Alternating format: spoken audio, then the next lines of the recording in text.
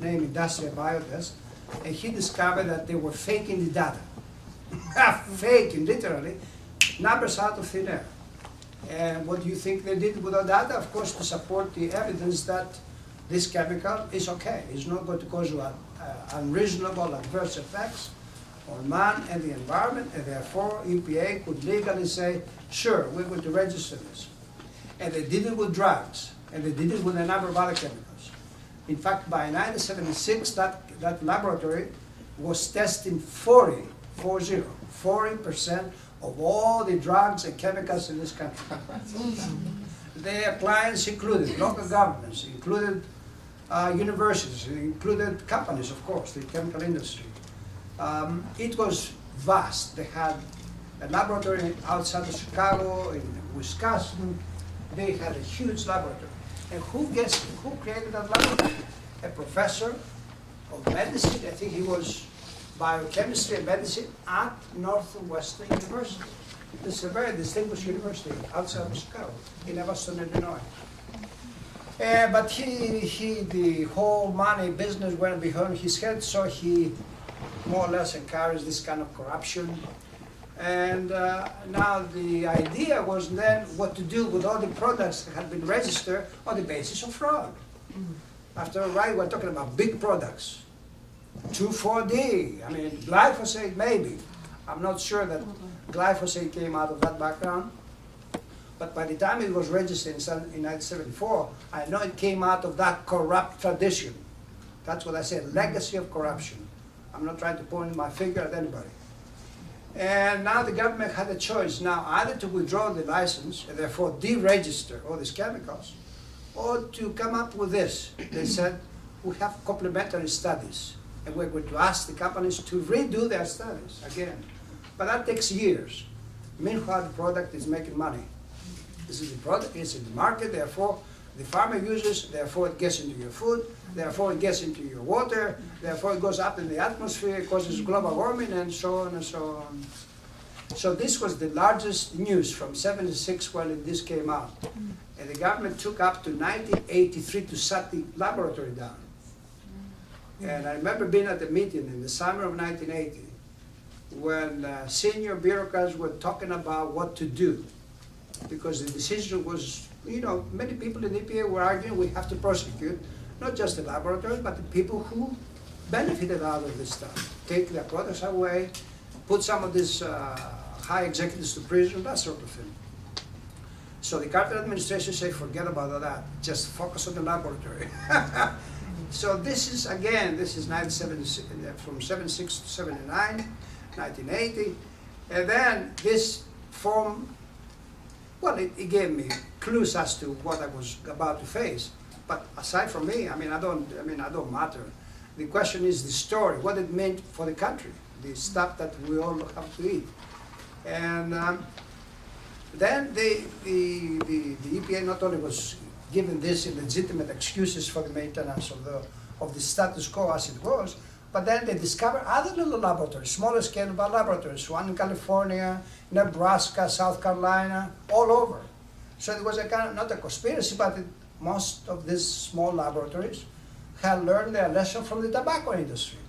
The tobacco industry had two kinds of books, one for themselves and one for the government, in which they were not telling the truth. So the chemical industry made big bucks, big money, and they were overwhelming and powerful. So what would you do if you were EPA?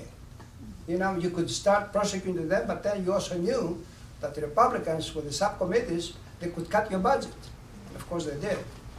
And we are going into the Reagan administration started in 1981, January, and the Reagan administration came like a truck. Everybody began, first of all, Reagan appointed a woman from Colorado who, her first act was to dismiss all the lawyers that were there in order to see that the laws were enforced. Think of that. What kind of lesson do you get when you have the top person, the administrator, firing all the lawyers that were there to enforce the law? And then she and two of her colleagues got into trouble, and eventually they fired all of them, three of them. And they brought back the first administrator of EPA, Rockwell House, and he stayed for another 2 years. But EPA, at least in 1972, had the courage to ban DDT, about which I'm going to show you some of this. And DDT really is like glyphosate is today, that you consider like a golden bullet. DDT had that position for several decades. And DDT, by the way, came out of war. It was a chemical invented in the late 19th century, but it was put into practice in the early 20th century. And then the very chemist who formulated it, he got the Nobel Prize for Medicine in 1947. If you can believe it, the guy, because DDT helped the malaria during World War II, they gave him a Nobel Prize for Medicine. But despite all that, EPA banned it in 1972. And of course, the enemies, the people or the industry that had attacked Rachel Carson, who had written a wonderful book in 1962, they attacked EPA and they threatened EPA, and this is 1972. But nevertheless, they did something substantive, and then EPA for another 10 years, more or less, they began to ban organochlorines, like DDT-like chemicals, which are very persistent in the environment, and they were hurting the bird population because they made it very difficult for the birds to produce young. The egg became very fragile, so it crashed, they wouldn't give birth to new ones. And it was during that time, during the Carter administration, that we also discovered a lot about the natural world. I mean, the disaster was not just with birds, but it was with insects, which is the reason, by the way, why Rachel Carson took that title, Silent Spring. You know, if you kill the birds, then you're going to have silent spring.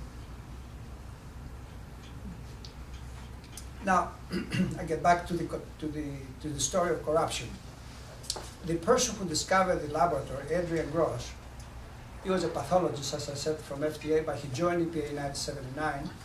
And he and I were very close to each other, so for the next 10 years, I knew him very well. And he gave me everything that he actually wrote. But they appointed him to be the chief, the branch chief for toxicology at EPA. And within 6 months after his appointment, he discovered that there was a small-scale fraud within his own branch. Let me explain.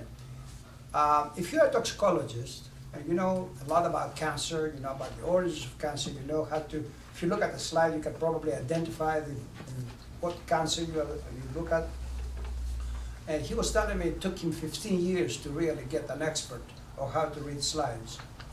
And what he expected his men and women to do, the people that work for him, was that each time they got data from the chemical industry, they ought to review it very carefully and then give a clean, honest report.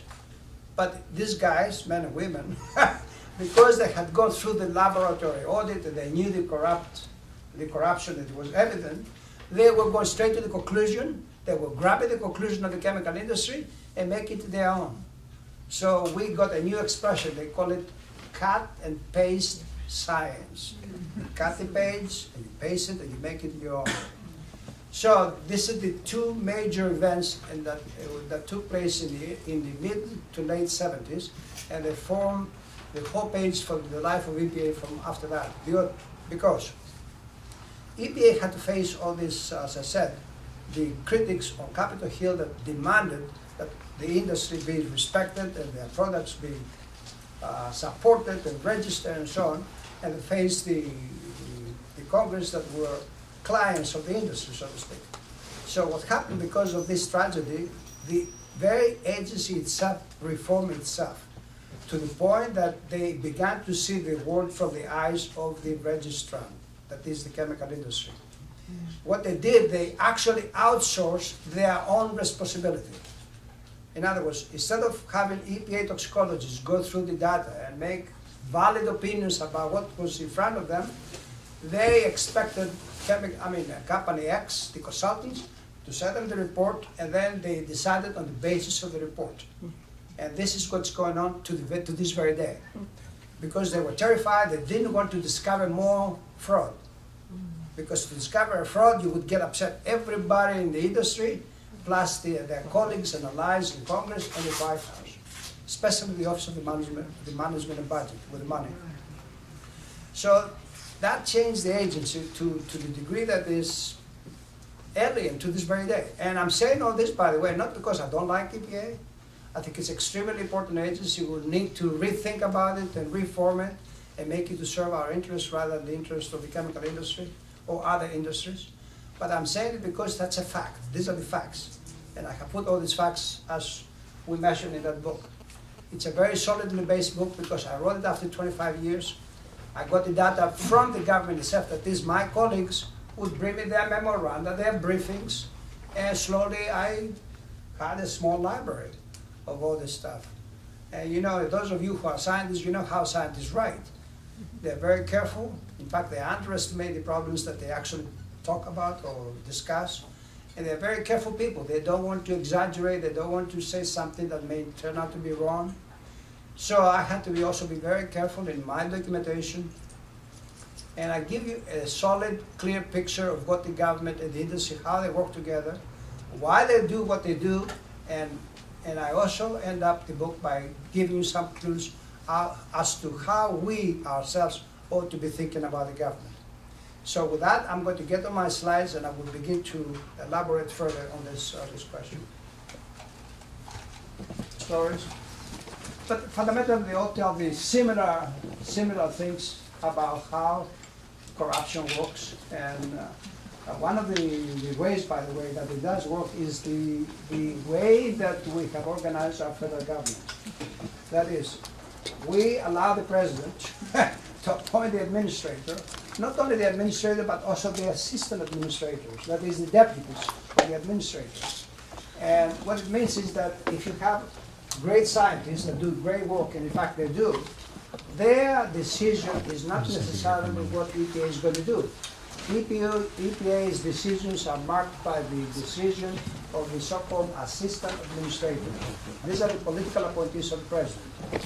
So that any way that we think of reviving or revising or reviewing or rethinking about this agency, that means also we have to rethink and rework this arrangement so that a new EPA has to have an administrator, but that person has to have the right to appoint his own deputies. And not only that, but we also have to have an agency which has to be surrounded by a wall of protection. As it is right now, you have thousands of lobbyists. In other words, I went to hundreds of meetings, maybe thousands of meetings for 25 years, and I never saw an environmental lawyer or an environmental, anybody from the environment representing us. They were always company people coming there with the beautiful suits there, with slideshow, colorful slideshows, and they were taking the position I was there, and they were giving us giving lectures to the EPA people, and the EPA people treated them like they were professor and student, which would be the exact opposite of what it should have happened. And I used to say, why don't we invite also some people representing EDF, NRDC, the Sierra Club? I said, forget about it. And you know, the other form of corruption, which I'm going to show you, is through money.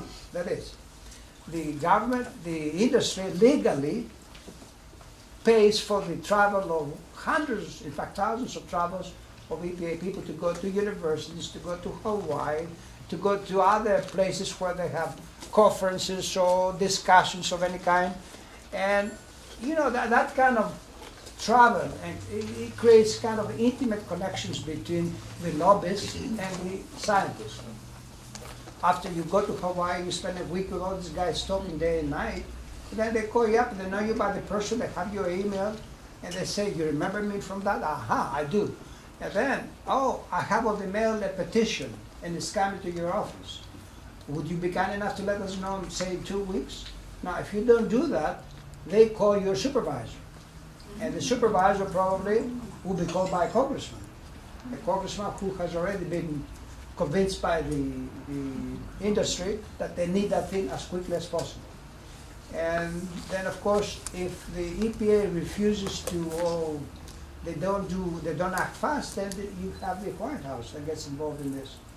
And this is not fantasy. I was there. I mean, I saw the connections. I saw the political influence. And regrettably, this is how the system is. So that's why I said if we're going to recreate EPA, we have to create an EPA that is independent of political influence. And you make it, we can think of two institutions in this country that are more or less independent. The Federal Reserve or the Supreme Court. At least they're independent of the White House and Congress. Now that may be probably impossible in the legal system we have, but we have to rethink about the whole system of environmental protection.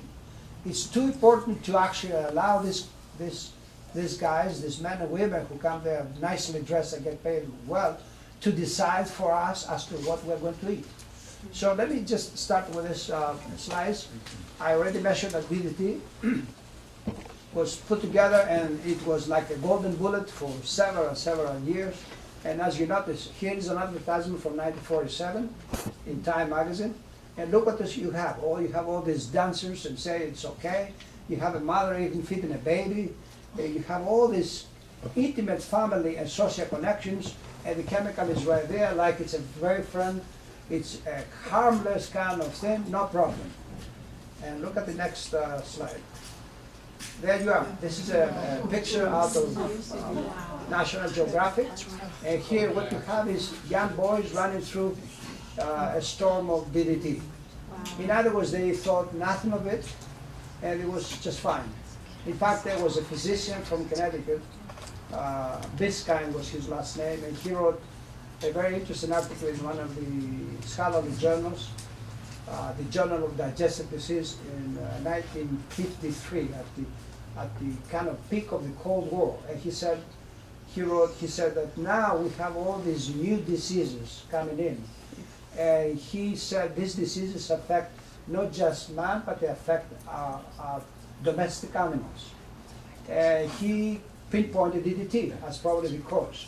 But he said instead of getting some kind of positive reaction by the medical fraternity, the medical community, and the politicians, how to restrict, maybe even ban DDT, they said they would not think twice about suing you for libel or ignore you completely.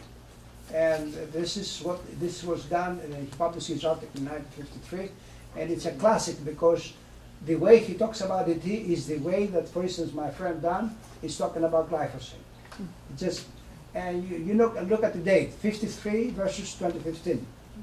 And regrettably, not very much has changed in terms of people's perception of what is going on and what needs to be done to ameliorate the situation.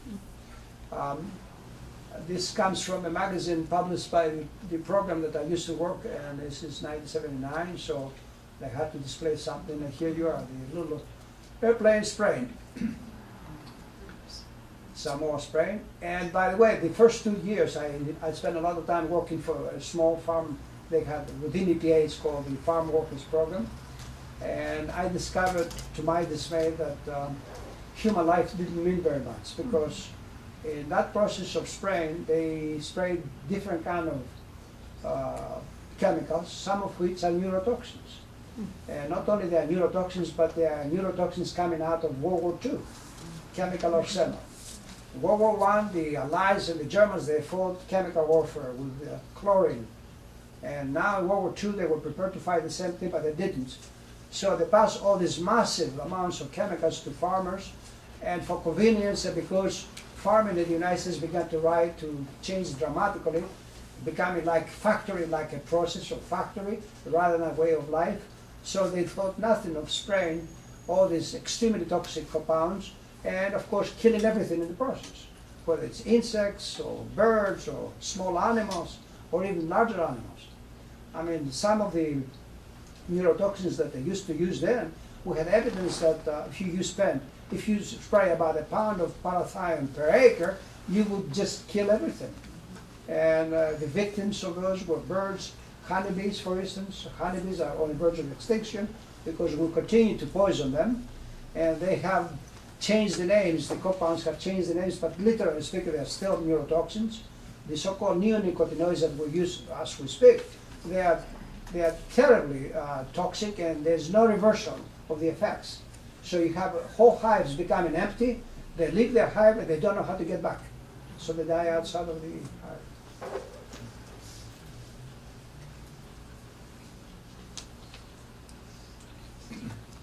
This is the model of agriculture that we have today. These pictures are from 1980, the 80s. But they give you a clue as to what's happening. The whole process of industrialized agriculture is that really like that of a factory. The machines have become much larger, of course, today, but the process remains the same. The soil is treated like a dead matter, more or less. You have this massive machinery that compact the soil, and in this process they may be putting fertilizer on the land, they may put in insecticides, they may put in even seeds for crop, and all together go down, and then eventually they grow up. And the reason that they grow up, by the way, the soil in many cases has been more or less, if not dead, close to being a desert because of the perpetual use of those chemicals. And the only reason that the corn comes up is because we put the synthetic stuff, the synthetic food for the plant. And we have the new crops of fertilizer, of other corn or soybeans or other crops that we grow. And as part, of course, they use tremendous amounts of chemicals, and this is an inevitable kind of burden of the boxes and the cans that have the poison. And here we have an example of how they mix chemicals and in order to be sprayed. And you notice the men who do the work. No, I don't see any protective clothing, so to speak. And clearly some of the stuff will go on their skin. They breathe the fumes, and look at the machinery. So you're dealing with a very complicated mechanical and technological process, and the men or people are just parts of the whole thing. And this is, this is another extreme. We have huge farms. The post-Civil War understanding in this country was that 160 acres was about the limit of farmer. And the federal government, if it was to subsidize water or subsidize anything else, it could not be for more than 160 acres. But then we went, and this particularly is true for the West, like California, where the water was so essential, and the federal government's money built most of the aqueducts you have and all the water. And eventually, because they never enforced the law, they raised the limit to 2,000 acres in the early 80s, when Senator Church was in Congress.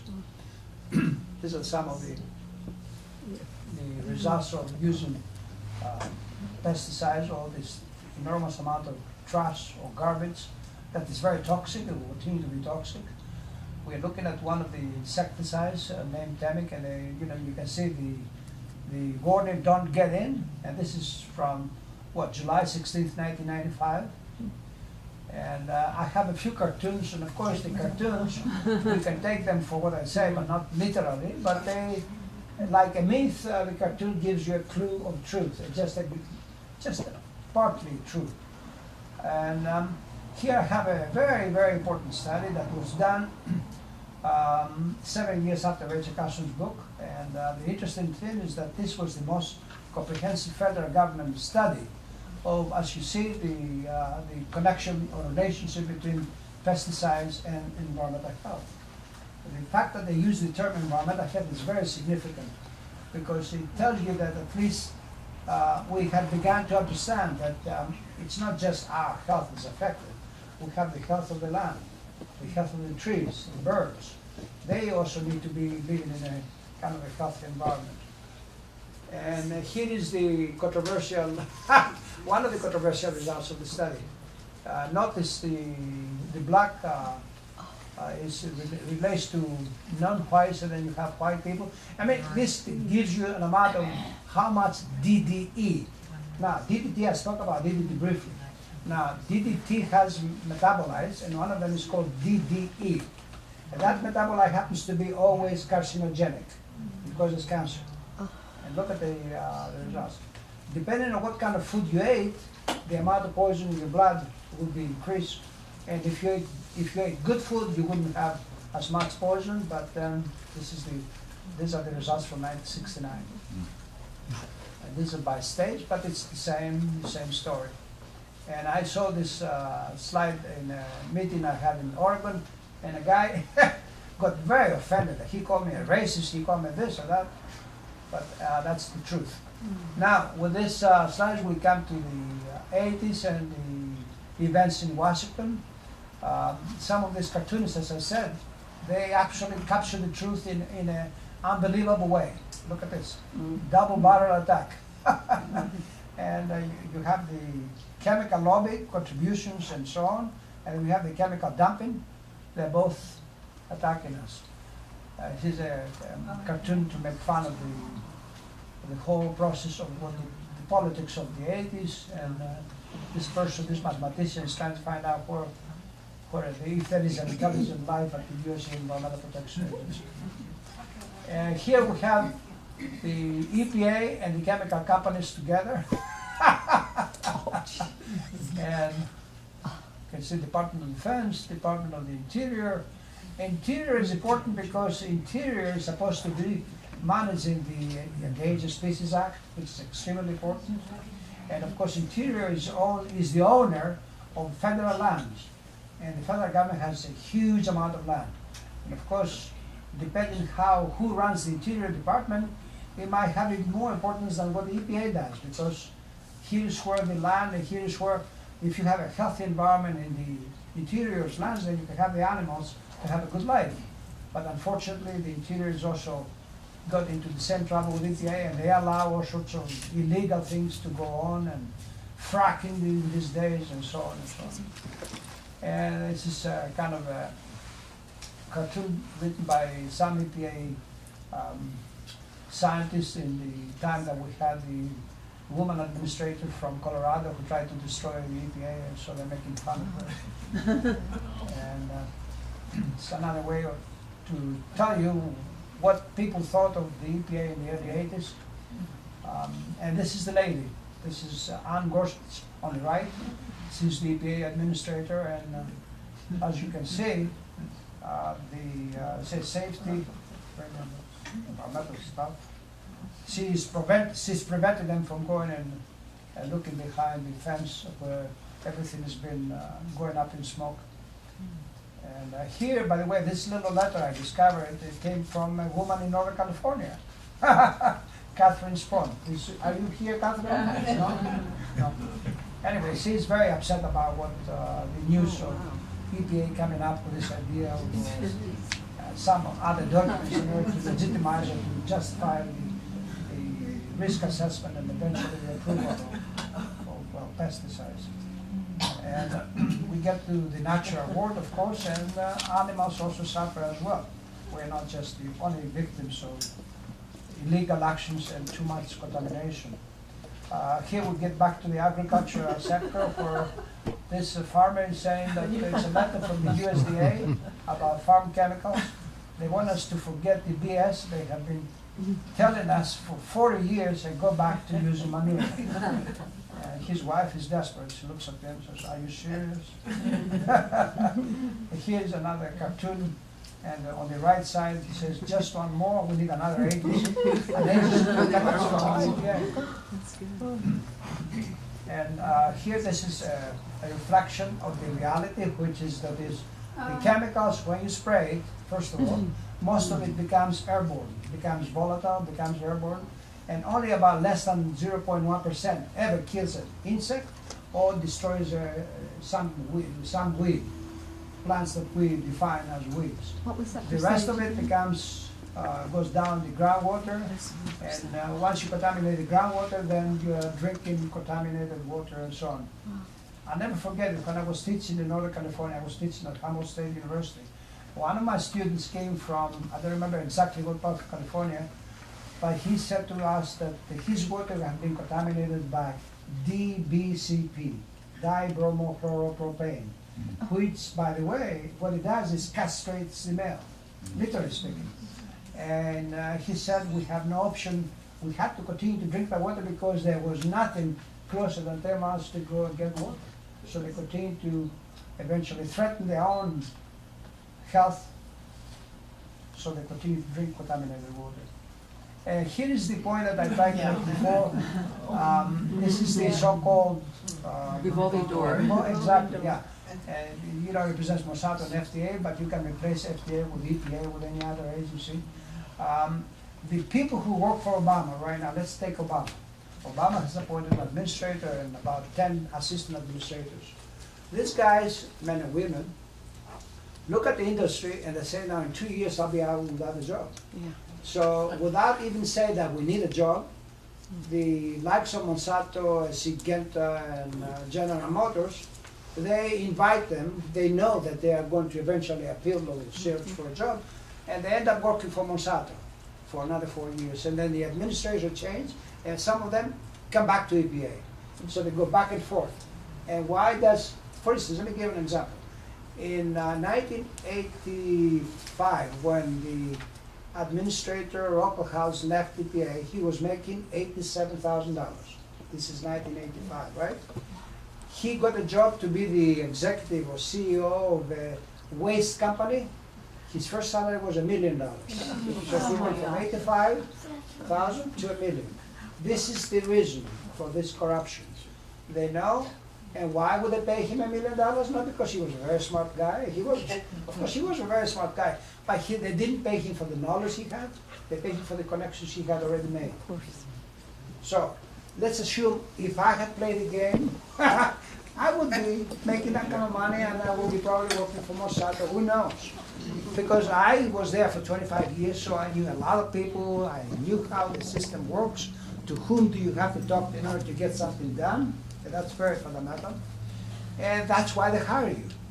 And then when tables are reversed, you come back, and then you go back. And this is so one of the things we need to do if we think about the EPA and environmental protection. We have to say no more revolving door. You work for EPA. Forget about ever working for any company that you theoretically regulated while you were working. If we shut down this revolving door, immediately we cut down with corruption. This is just to give you an idea of the power of the administration. And these are the beneficiaries, by the way. The EPA, like other agencies, they do cost-benefit analysis. And they say, we're going to do this if the risk is this. And they talk about the cost, meaning the cost to the environment, to the killing of birds, to the pollution of the water, and so on, and to the benefits. And usually, the only beneficiaries are these guys. I mean, I'm putting it crudely, but in a sense, that's the net result. So, you know, President's Commission of Environmental Quality, and indeed, most of the members that were appointed in the President's Commission of Environmental Quality came out of the regulated industry. And this is even more a sharp message as to who is running who what. Look at the policeman on the left, he's the government. And look at the guys there, all of them polluting, and they look at the government and say, well, what is he doing? What is he trying to tell us? So they are dismissing this person out of, they continue their pollution. And indeed, that's the truth. I also taught at the University of New Orleans. When I was there in New Orleans, remember, this is Baton Rouge, the capital, and this is New Orleans, 100 miles apart. And the corridor between Baton Rouge and New Orleans is about 100 miles. And they call it the Cancer Alley. Why are they calling it Cancer Alley? Because you have all sorts of refineries and incinerators and you name it next to the highway. And once while I was teaching at the University of New Orleans, I said to the dean, look, I want to borrow two vans to put 30 students and we'll go to do this. He said, oh no, you're not going to do that. We don't want to be biased. I said, biased? After all, my students want to learn, and we were studying pollution and the industry. He said, if I let you do that, then we're going to get telephone calls from the industry that we are sending you there to investigate them. I said, I'm not going to do an investigation. I want the students to see how the workers live and what they produce and how they produce what they produce. He didn't. So I said to the students, let's drive, and we drove on our own, and we went and we did all this. But the dean of the university said, no, you're not going to go. Yeah, the pollution, of course, and the people that want to go for swimming. Consider this as a kind of a circle, and it's a very telling cartoon, and to some degree does reflect the reality. Yeah, that's good. And this is about science, and we can see that you hear all these elaborations that trust us, and we know what we're doing because we have the knowledge, we have the skills, and yet It says 20 minutes. This is again another metaphor in punishment in hell. recycling in hell rather.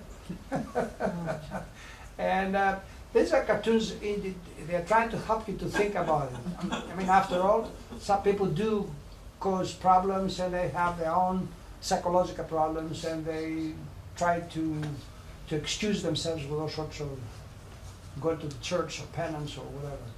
And here is another very telling cartoon that you have these beneficiaries of all that, and they're talking about health. And of course, they're doing very well indeed. And look at the center, Agent Orange. Agent Orange, by the way, is made up, or was made up, of two different herbicides. One called 2,4-D, the other 2,4,5-T. EPA banned the 2,4,5-T because they discovered the tetradioxin, which is extremely lethal. In the past petroleum, it would kill a monkey. So they did away with it, and then they left the 2,4-D intact. And in fact, 2,4-D is coming back into the genetically engineered crops, and it's going to last for quite a while, unless and until we wake up to the real dangers and we demand fundamentally to change and to do away with these chemicals. This again, the guilt complex is, and this is another circular poison. Anything that goes up in the air, it does not just disappear. It comes back to the land, it hurts fish, it hurts people, and the circle continues. So, in fact, some of in the last 30 years, we have a whole literature that is growing up on the so-called environmental justice. I mean, injustice. If you're a black person or a poor white or whatever, and you live in a poor neighborhood, this is where you're going to find all the incinerators, all the dumps, and they put them right next to your house. Indeed, I went through North Carolina and I checked the black communities in the eastern part of North Carolina where the pig factories are. Small scale pigs, they have tremendous number of pigs, and they put them right in the black neighborhoods because it's easier, because these people don't know how to fight them back. And if you have ever visited a factory that has pigs or chickens or beef, you know what I mean. It creates a horrendous stench that nothing can actually take it away from you. So you lock yourself in the house, you get upset, you get ill, and you go to doctors and they give you drugs and you get even worse, and nothing will change. And you cannot, of course, sell your house because your house is completely worthless. Nobody's going to buy a house. Yeah. Here is just a little example of what happened to me in 1989. Was it 89? Yeah. I wrote an article, this is about climate change, and this is, and I published it in the Chicago Tribune. And nothing happened for 6 months. Finally, 3 or 4 paragraphs were printed in the Wall Street Journal. And the Wall Street Journal did it not because they liked me. They did it in order to hurt me. So the moment that these 3 paragraphs were reprinted in the Wall Street Journal, I received, or rather I found, a letter of reprimand on my desk. And that happened to be a date that was also Earth Day, 1990. Wow. Earth Day, a letter of reprimand. For those who don't know, a letter of reprimand is the first step before they fire you. And fortunately, I knew the administrator. I went to the administrator. He said, forget it, so nothing happened. But this is exactly what it means, is that people from the Wall Street Journal and my supervisors were on the telephone. We're going to do it to him. We're going to fix him up. Otherwise, the coincidence would be too rare to fathom. So they conspired in order to try to punish me just because I was very critical of the petrochemical industry. I said this is completely outrageous, and I use vocabulary that is still very valid to this very day. But anyway, some of the statistics from Louisiana. This is the commentary on the first administrator of EPA. Again, this is the neurotoxins I spoke before. They're called organophosphates, and they are very toxic to the central nervous system. They damage the brain. Indeed, EPA had done a study in the late 70s at University of Colorado State University, and they found out that even if you had one exposure, one serious accident, and you had, let's say you had spilled parathion or got very close to this organophosphate, that you would have some psychological and neurological implications for the rest of your life. Meaning, there would be problems with learning, memory, eyesight, hearing, these sort of diseases that we call different names, but they have something to do with the central nervous system. And this would happen even if you had one accidents working with these chemicals, these organophosphates. They are central nervous system poisons, and I said they came out of the World War II legacy of chemical warfare. And here we have a commentary on the export of that stuff to other countries, and we call that part of development. Again, here we have this is just a commentary on EDB, ethylene dibromide. They eventually, EPA banned it because it was a known carcinogen. And the whole idea there is trying to find what part of your food has EDB. And the union carbide was pretty big. And it was the company that caused the Bhopal, if you remember, 1984, killing thousands of Indians in their sleep and so on. And you can see what it says here, Wisconsin. And it says, here you are, Union Carbide, Temic, and have a potato, my pretty. And this is because they use it in potato. And again, this is again not a metaphor. Don't take it literally, but this is what how some people saw it. This is really tragic because it's a mother talking to a little boy saying to him to take care of how he breathes and how much he plays because the air pollution and so on. And this comes as a result of a controversy. We had a chemical, namely a LR, that really served no purpose. It didn't kill any insect. It was simply there to keep the apples a little bit longer standing on the tree. And they used a terrible poison to do that. Here we have the beginnings of the genetic engineering and biotechnology. And in my humble opinion, the whole industry came into being in order to extend the life of the best-selling chemicals like glyphosate and 2,4-D and other ones. That way, it extended the life for another 20 years. They make so much money out of the selling of those chemicals. So, without the herbicides and insecticides, you would not have any kind of genetically engineered food. And what they do is they take the genes from one species, and literally speaking, they shoot them into the genetic part of another life form. And because you shoot them, sometimes it fails, sometimes it doesn't, and you have these problems, the horror stories that Dan Huber will speak to you in a few minutes. Yeah, they would shoot the genes of fish into a crop, and it's just horrible stuff. It's about a beautiful butterfly. And here is California again.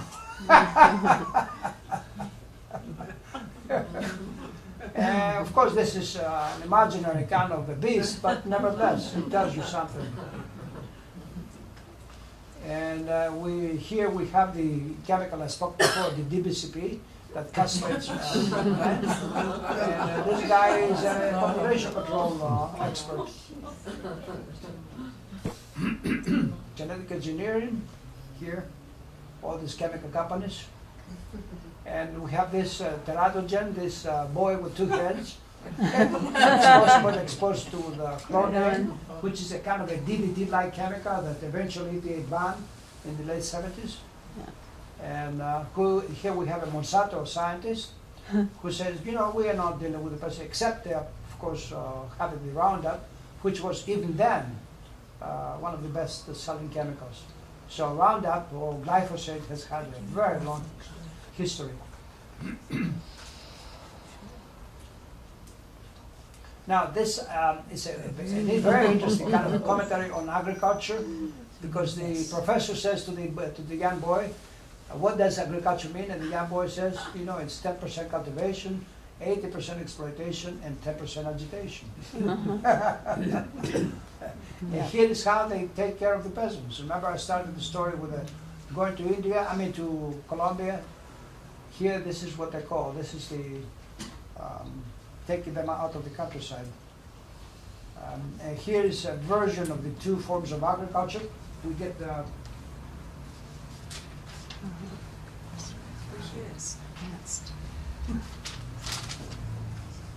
and the second version of agriculture, of course, based on solar energy, is far more ecological and so on. I'm getting to an end. We're getting into the giant fields of today. So here's a massive area. I don't know how large, but you can see it's huge. And it did what has happened to American countryside. The American countryside now has merged with the towns, and there is no distinction between rural America and urban America.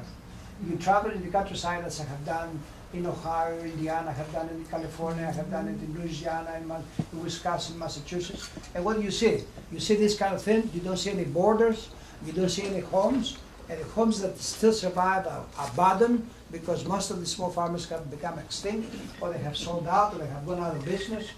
And to me, that's terrible because it's against democracy. It's against good farming.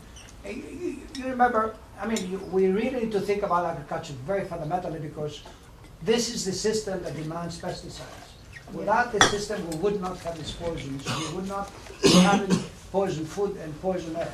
And by the way, this system of agriculture also contributes up to 50% of all the gases that go up in the global warming. That is, methane and carbon dioxide, up to 50% come from this kind of conversion of forests into this kind of land, and out of having millions of animals living next to each other and contributing all this tremendous amount of pollution. I took this picture. Coachella Valley. This is the system of agriculture that continues, that contributes so much violence against the animals themselves and against, of course, our health. They feed the animals all sorts of food, of course, mostly genetically engineered soybeans and corn. At the same time, they give them antibiotics because without the antibiotics, they would be dying like flies. As you notice, they are very close to each other, and disease should kill them. But as a result, if you eat a nice cheeseburger, you also eat hamburger, you eat poisons, you eat antibiotics, and of course, then you yourself become vulnerable to all sorts of serious problems. This is another effect of what we're talking about. This is an office of a colleague of mine. And here is the spraying within an enclosed space. And finally, this is my book, and I thank you very much, and that's it. And I'm delighted to answer any questions you have.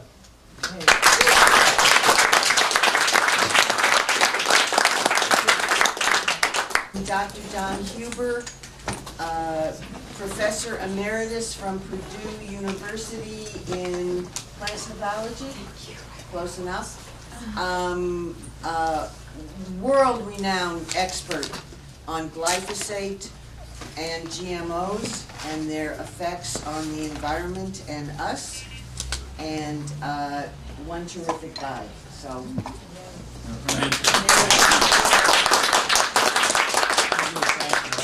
The hospitality that's been extended. It's been fun to be here. I appreciate the opportunity to share a little bit of my research with the research of a lot of other scientists that are very concerned about this issue. I gave it the title of the Ecology. We sometimes in agriculture we're essentially keyed into silver bullets. We look at each stress that we have or each new weed that we have, and we say, well, we've got another specific chemical that we can apply, and we forget that we're really managing an ecology. And that's what we have here. You have competing factors as far as approaches and strategies that you might use, that some of those would exacerbate or make some of the other problems more severe, and it's a matter of recognizing that you have an ecology that needs managing. And you manage that then by the same principles that we would use in agriculture or forestry or anything else. They're all the same that you would use here. Your critical pressures that you have and concerns are for fire, water and mudslides, your wildlife, and then meeting those needs, both aesthetic as well as real needs as far as that support for society. If we could have the next slide, and we'll. You have some beautiful areas, and your open space is enjoyed by a lot of people. You have both the aquatic resources as well as the mountains and trails and hiking trails and that. Next slide. We'll go through these pretty quick, but all of that is part of an ecology. That ecology that you're managing or need to manage is involving the plants, your physical environment, that soil that's hanging up on the hillsides that you want to keep there, the nutrient base that you have to work with. You have man and wildlife as the interacting factors there, but there's a very dynamic biotic environment that's involved in all of this. It's quite often forgotten or just taken for granted, quite often just lumped together in agriculture as part of the environment. When you step on an acre of soil, you're stepping on 10 tons of biological material. It's a living system. It's a dynamic system. So that it's a system that is composed of competing factors within itself, but also that is a very powerful tool to use in managing this ecology to support the plants, man and the wildlife, and capitalize on that abiotic environment that you have here. Next slide.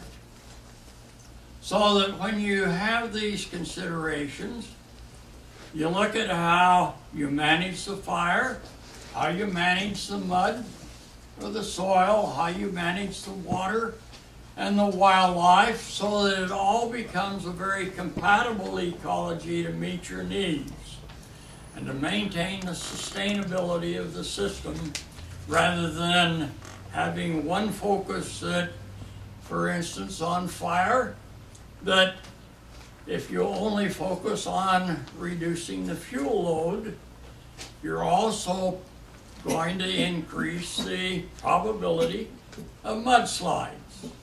So that you need to consider all of these at the same time in that management plan or that management strategy that you're going to employ. Next slide. One of the common quote-unquote silver bullets has been glyphosate. That's to reduce the fuel load, to change the population of different species, and a simple process in that management aspect, as we've thought about it without considering what the collateral damage is to the soil or to the wildlife and the other aspects in this ecology that also need to be managed. With glyphosate, it's a powerful chelator. Now, chelator is just simply a chemical that grabs onto another element and immobilizes it or changes its physical characteristics so that it's not functional in some important way, or would be more functional depending on the chelator. With glyphosate, it was first patented in 1974. My Stauffer Chemical Company, Jim Chang here in San Francisco, is the actual inventor of it. But it was invented and used to clean boilers. Tremendous chelator to grab onto calcium and magnesium and iron that are causing that boiler scale or your pipes to scale up. So that it's a very broad spectrum chelator that will chelate any of the positively charged mineral elements. Manganese, iron, calcium, magnesium, nickel, cobalt, zinc, copper, that whole series. Many of our herbicides, all of our herbicides are chelators. They're all quite specific for one or two of those mineral elements, in contrast to glyphosate that chelates any of the positively charged mineral elements. In 1974, it was patented by Monsanto as an herbicide. It's an herbicide because it's a chelator. In other words, it shuts down specific physiological functions by immobilizing certain mineral elements that regulate enzymatic activity. We talk about ALS or photosynthesis inhibitors or shikimate inhibitors for our different herbicides. But we should be talking about zinc chelators, manganese chelators, iron chelators, or this type of thing, because that's what's actually happening to bring about that shutdown of the mode of action. Glyphosate was then patented in 2000 by Monsanto as a very powerful broad-spectrum antibiotic.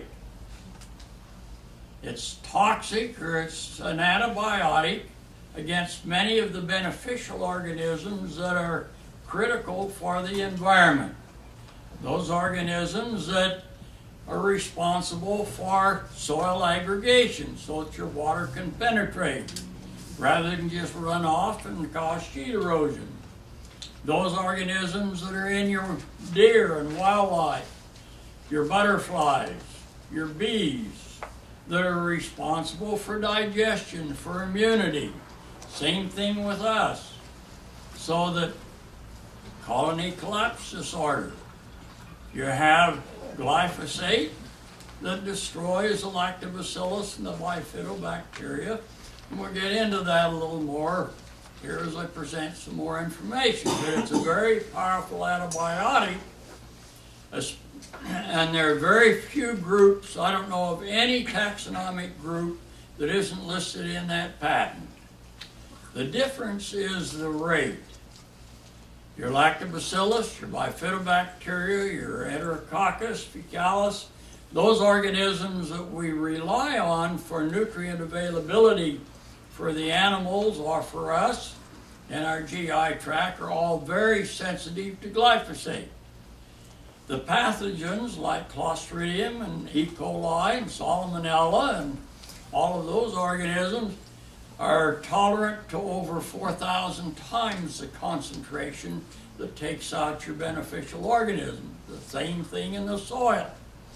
And there are those organisms that are totally resistant to it because they have an alternative physiological pathway.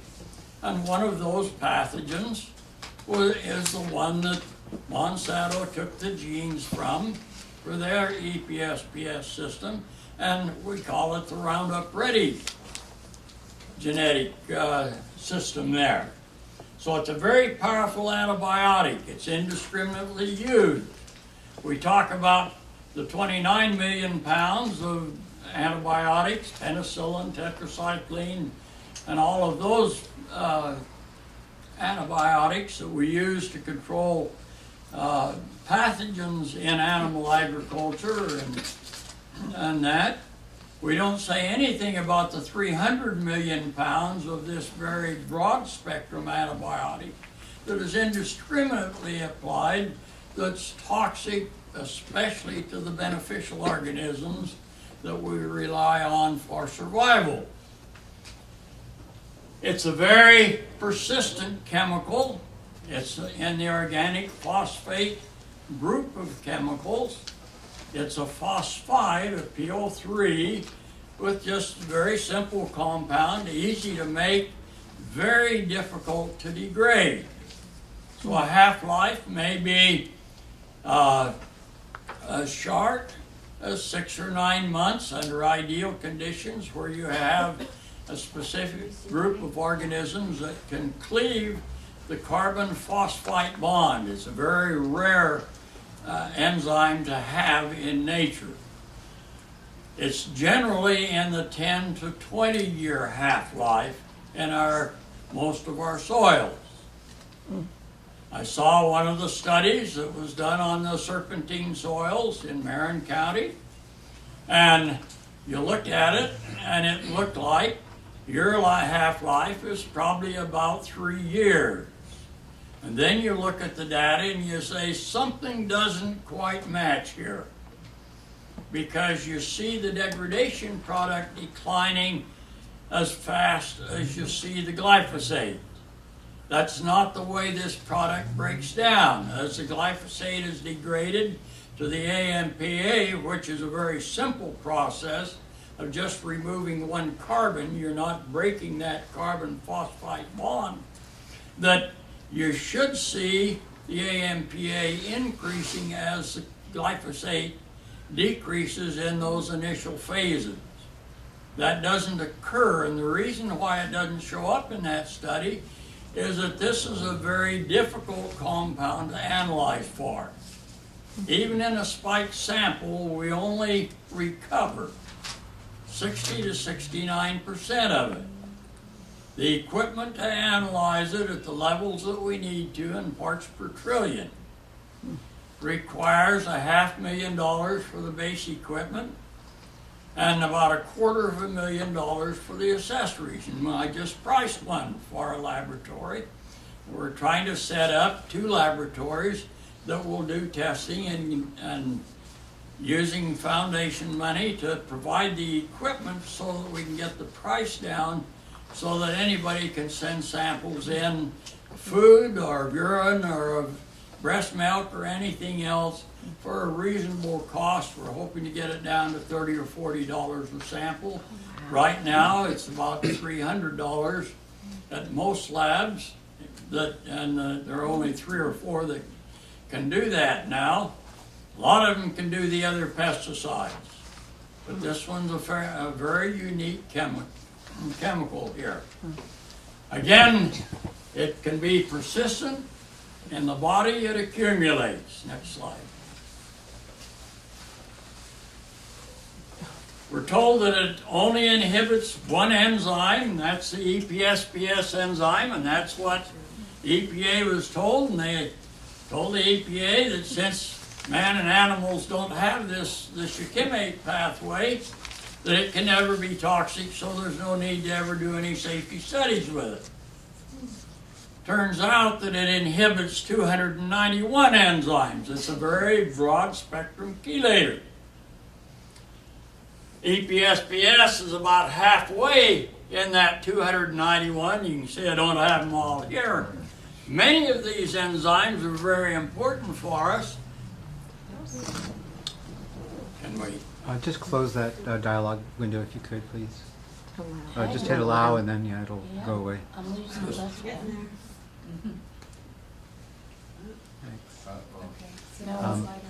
If you click on it and then, well, I'll help. Nice. It's true that in our body we don't physically have the EPS or the shikimate pathway. We have the pathway in our body, in our GI tract microorganisms. Otherwise, you wouldn't have any aromatic amino acids. You'd never form glutathione or have an immune system if it isn't for those microorganisms that are in your GI tract. You wouldn't have any neurological functions because dopamine, melatonin, serotonin, all of those materials come from tryptophan or tyrosine or phenylalanine, the 3 amino acids. So that without that pathway being present in those bacteria, we wouldn't be a very happy camper. The other thing is that those organisms are all extremely sensitive to glyphosate at levels well below 0.1 parts per million. So it doesn't take very much to start producing gut dysbiosis, and then we have chronic fatigue, celiac disease, gluten intolerance. You have all your neurological diseases that are all influenced through that in that process. Next slide. Again, the micronutrients and the importance of that ability to chelate for an herbicide is that those are the activators, inhibitors, and regulators of the physiological processes. So I've likened it here to having 200 horsepower motor sitting out there in your car that can get you to 0 to 60 in a minute or so, but it doesn't do anything until you turn the key on. These micronutrients are the key that activate, they're the catalysts or cofactors for those enzymes then that make the physiology functional. It's a very important process, and again, all of our herbicides are chelators, that immobilize those enzymes or those minerals, and especially with glyphosate, you have a very broad spectrum effect on the physiology. You can look at where those enzymes, this is shikimate pathway. If you're my graduate student, you'd have that memorized in an hour. We can go ahead with it. But it's here just to point out, you can see the micronutrients, manganese, copper, cobalt, iron, silicon, boron, that are involved as those regulators of the shikimate pathway in this process and where they occur at the different steps. Just to give you an idea, glyphosate inhibits all of those enzymes. It's not just the EPSPS up there at the top, but it's all of those enzymes can be impacted by glyphosate. Next slide. Next. So that when you're spraying glyphosate, you're not just affecting one entity, but you're affecting a lot of bacteria. You're affecting a lot of other plants because it's a very water-soluble, highly adsorbed, and systemic chemical. Moves throughout the plant. Next slide. Doesn't take very much to influence and to reduce the ability of that plant to meet its needs. At 12 grams per acre, that's half an ounce. We're usually putting out 450 grams if we're using a labeled rate at a pound per acre or a quart per acre of a formulated product.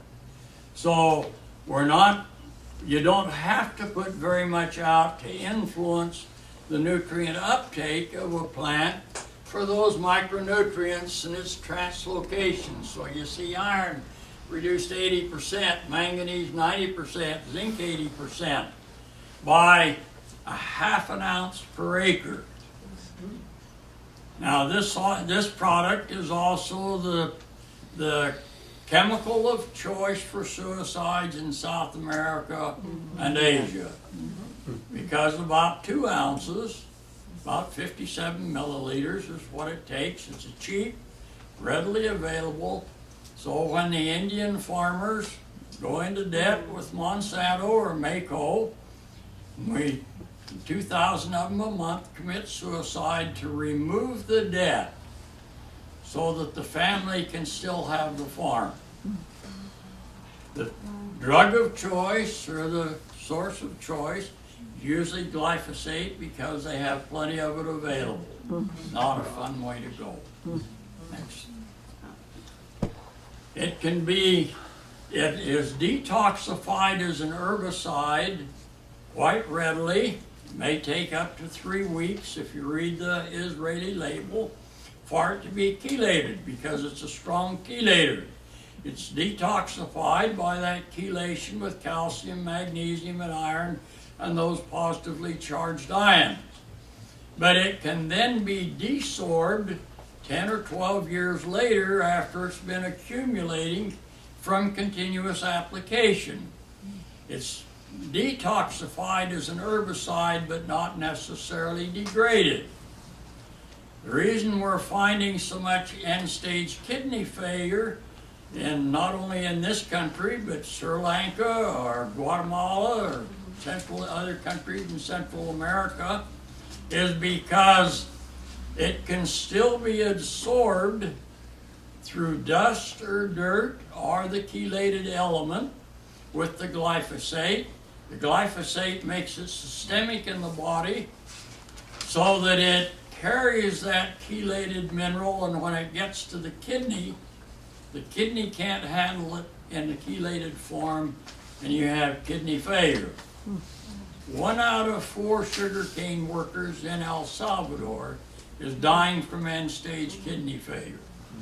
25% of their male population in 2 states. 20,000 have died in Nicaragua and Panama from end-stage kidney failure. I think we have 4 satellite dialysis units in Idaho for our migrant farm workers for end-stage kidney failure or for kidney problems. You look at the epidemiological pattern for the United States and you'll see the same pattern.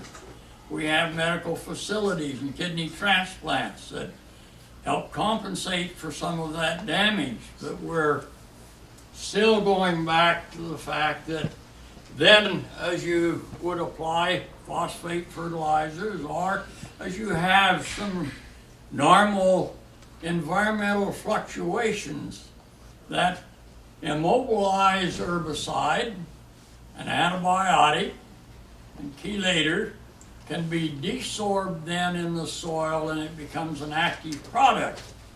So that as you repopulate after taking out broom or anything else, if you've used glyphosate for 5 or 10 years, even at £1 pound per acre, you have an accumulated residual glyphosate.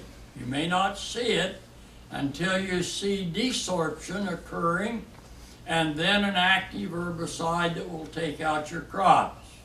Met with a group of farmers in Saskatoon, 18,000 acres. They didn't harvest a crop here 2 years ago because of desorption of the residual glyphosate. You had a situation in California last year where 1 million pounds of almonds were rejected by Europe because of excessive glyphosate. The glyphosate hadn't been applied to any of those orchards for at least 2 years. They hadn't seen that problem the previous year, but the conditions were ideal last year then for desorption, and you had that excessive uptake of glyphosate that the European Union rejected. Next slide. Again, it can be detoxified as an herbicide, not necessarily as a human or animal toxicant. And come back to haunt you, and this is what we're seeing now with our long-term use. We still have a stand, it's slower, and what people will say, well, our plants aren't quite as vigorous as they used to be. They can't get the size of bulb crops, potatoes, and that type of thing. But you'll see the same thing in your wildlife areas, your forested areas. You reduce the vigor because there's an additional stress that's applied to those plants. That stress becomes translated into susceptibility to a number of different diseases. Next slide. Glyphosate is a systemic chemical. Moves throughout the plant. Used as an herbicide because you don't have to have thorough coverage. You just get some of it on there. The phosphide is what gives it that systemic activity, and it moves throughout the plant. It accumulates in the growth points, the root tips, shoot tips, legume nodules, and the reproductive structures. Well, a lot of those are what we eat, or what our animals will eat. It also stays in the plant, or 80% stays in the plant for the life of the plant. Then as the plant decomposes, you have an active herbicide again that is available in the soil. You also have a situation where 15 to 20% moves out down through the root system and then out into the soil. Very powerful antibiotic. So that you see those organisms in the lower left-hand corner over there that are all very sensitive. You see your mycorrhizae. An oak tree isn't going to grow very well without a mycorrhizae. So that if you're using this product to take out broom, it's very systemic. You've got that moving out through the root system of the broom. If it's associated with an oak tree, the oak tree is going to pick up that glyphosate.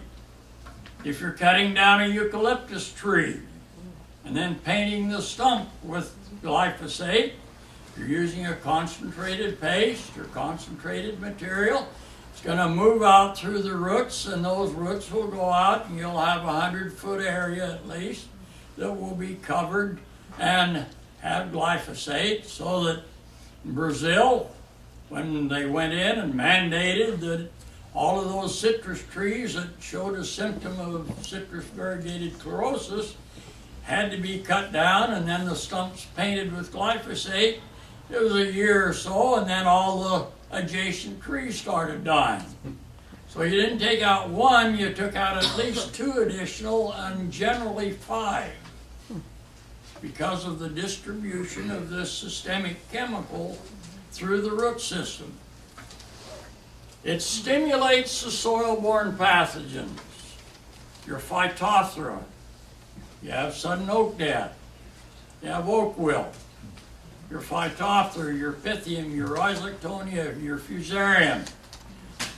Primary pathogens that we deal with on all plants, whether they're native or wild or cultivated, those are primary pathogens that are stimulated to be much more virulent with glyphosate.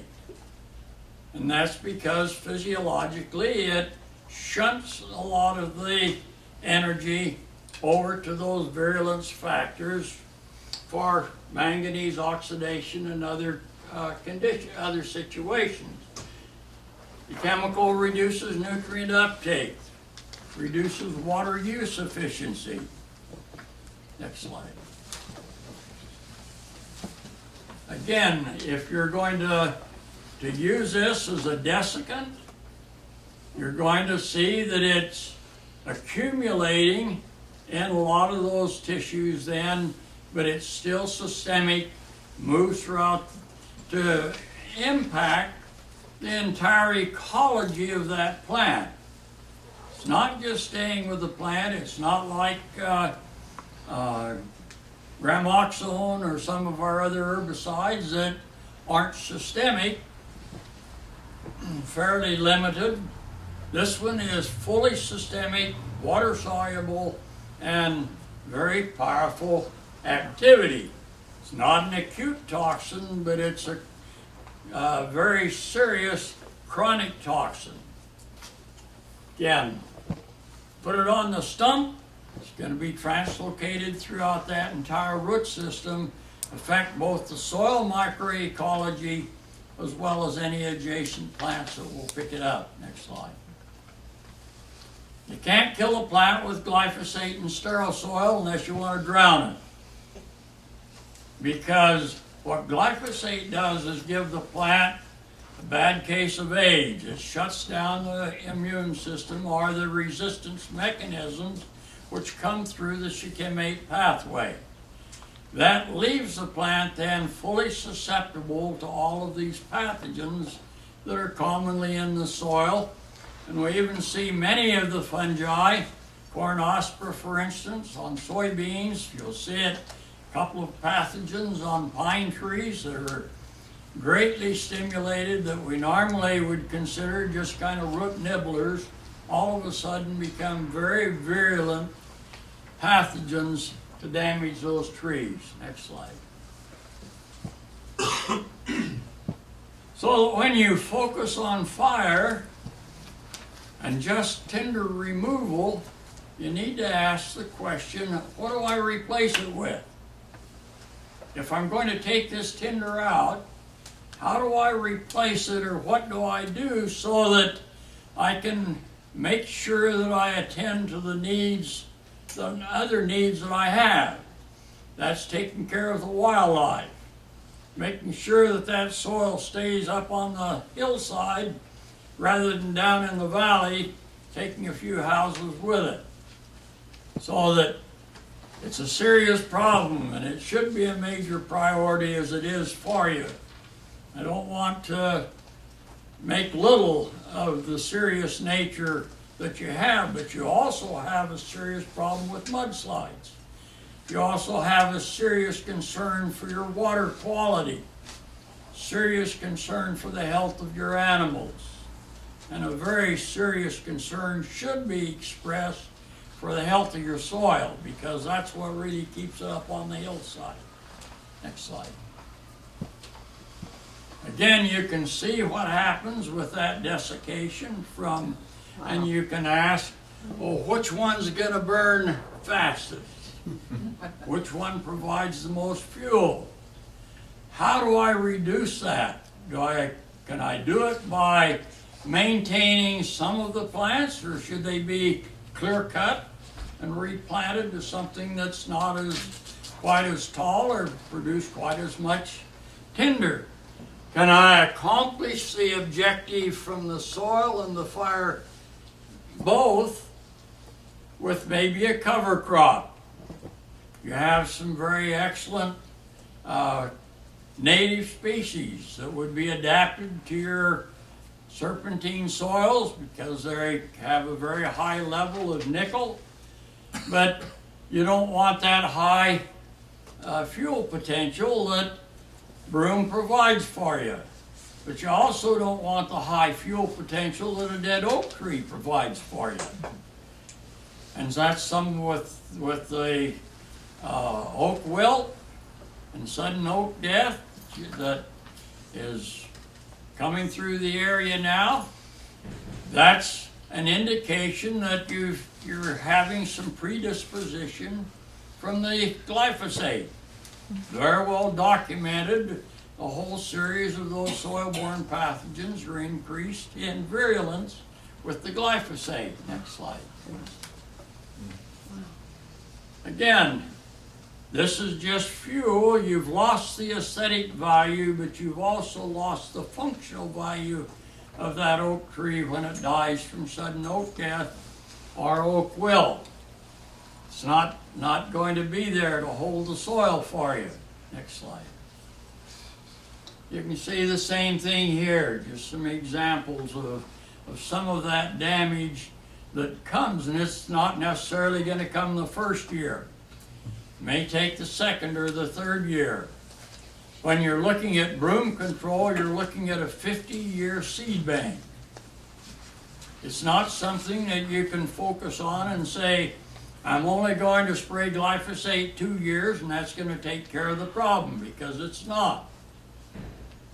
It's a problem, it's a situation where you need to address it on a long-term basis, prioritize the areas, prioritize the strategies that you're going to use in the different areas, and you can do that and accomplish that full management of the ecology when we start looking at it from an ecological standpoint rather than from the silver bullet.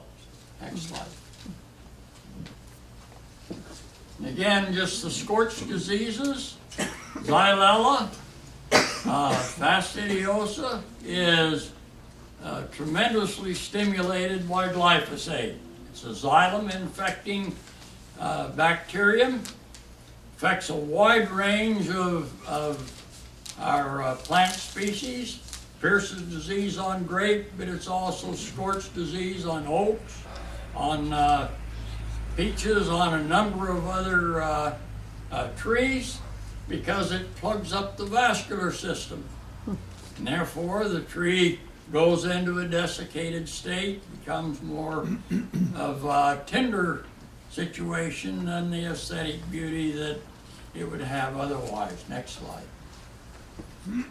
You say, well, in requiring twice as much water with glyphosate as without, you say, does it really make a difference? Well, in California, you know what difference water use efficiency makes.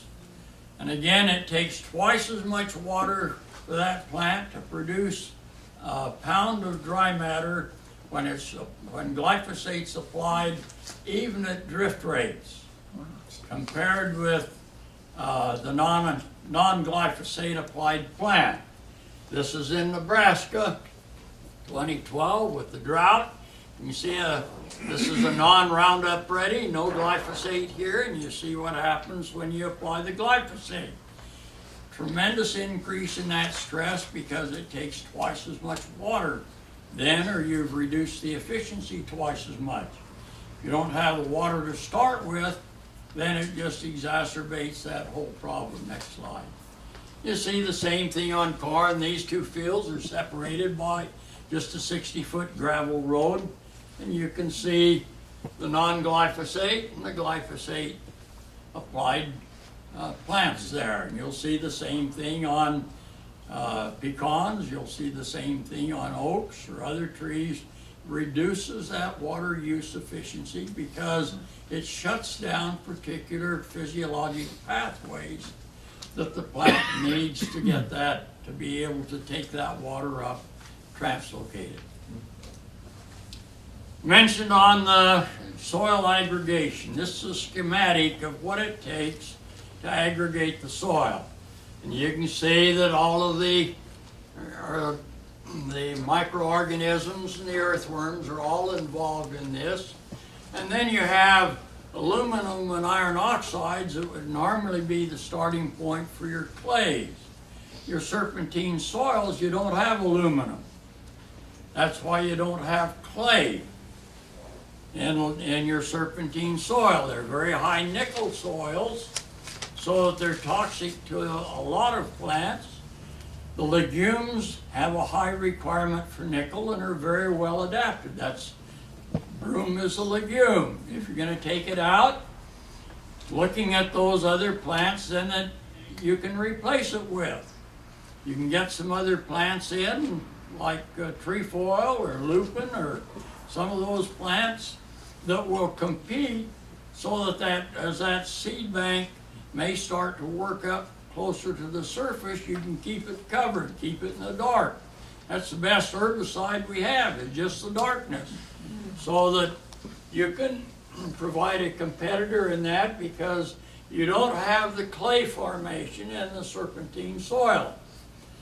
You have the other aspects, but you're dependent on that microaggregation from just the bacterial gums and the glomus materials from your mycorrhiza, many of your fungi, and then your earthworm activity. So that this is the process. But these organisms that are responsible for your aggregation here are all sensitive to glyphosate. Mycorrhizal fungi, your bacterial polysaccharide producers are all very sensitive to glyphosate. So that when a rain comes, and hopefully it'll come sometime in California, certainly need it, but you don't need those flash floods either. You want a soil so that the water can move into it, so it can store it for your plants to use. You don't want that sheet erosion that just takes it off because the soil doesn't have any aggregation, doesn't have that glue to hold it together or to hang on to it, keep it in that structure so that it doesn't just head down the hillside. Next slide. Again, glyphosate's a powerful biocide, antibiotic for the good guys, your Pseudomonas and your manganese reducers, iron reducers, those organisms that make those minerals available for the plant in the oxidized form, they're not available. You see that with the hormone producing fungi or bacteria also that are responsible for nodulation, nitrogen fixation. But look at the pathogen, and this is on Roundup Ready soybeans, a 500% increase in infection of Roundup Ready soybeans by Fusarium glycines that causes sudden death syndrome in soybeans, even in the Roundup Ready, because there's nothing in the genetic engineering process that does anything to the glyphosate. It just provides an alternative pathway so that the plant can tolerate the glyphosate, but the glyphosate's still a strong chelator, still a mineral immobilizer, and strong antibiotic. Next slide. Again, your mudslides and your priority that you have here that you need to address. At the same time, you're also addressing minimizing the fuel load. And if you just focus on the fuel load and don't address your soil health also at the same time, then you essentially are just picking your poison. Next In the serpentine soils especially, there are a number of different aspects or interacting effects of your glyphosate because of its broad spectrum activity. Other herbicides will have some effect, but not nearly the damaging effect that you have with the glyphosate. Next slide. And so you see those areas that where you have the serpentine soils. Doesn't mean that it's not having the same impact as far as biological activity in your other soil type. It's just that in the serpentine, they tend to be more sensitive to a lot of those effects of the glyphosate. Next slide. You can see this just as an example of what happens with an inch of rain. 6 years of organic where the soil is able to absorb that inch of rainfall compared to this year this soil with 6 years of glyphosate, burn down weed control, where the water is running off and carrying the soil with it. So because it can't penetrate, it's been sealed up. It doesn't have those micropores and that aggregation to carry it. Next slide.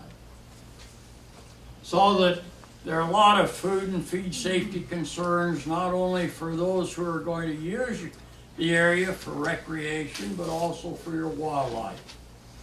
So you can see all of the areas. You see a nutrient deficiency in the browse, in the plants that the deer and your other wildlife are going to survive on. You have the increased levels of toxic products, your mycotoxins that are produced on it. In fact, in cereal crops or in your grasses, you'll see that the fusarium root infection, when you apply the glyphosate, that the fungus in the roots will actually produce the mycotoxins, your deoxynivalenol, and it's translocated then upwards.